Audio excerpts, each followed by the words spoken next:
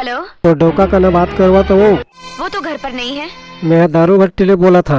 कहा तो डौका है 2 ठन पौवा और 1 ठन गुआ के पिए रहीस और बिना पैसा दे चल दिस। तोर गोशिया लगा बे यार दारू के पैसा दे ही नहीं तो तुहर दारू भट्टी के राशन कार्ड ला काट देबो।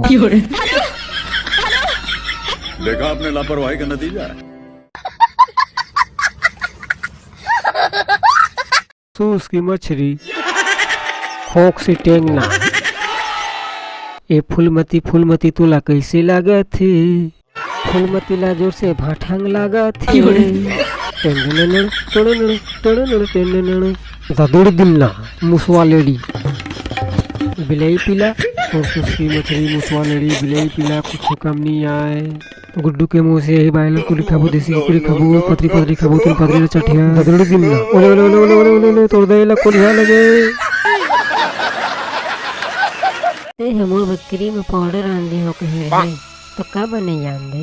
ते तो जाना था जी मैं बिना मेकअप की खाड़े के कोला ऐसा दिखता हूँ तेला मोर बकरी में पाउडर आन दे वाना जी नहीं तो घर में बाहर मठा को ले जा नहीं सको जी।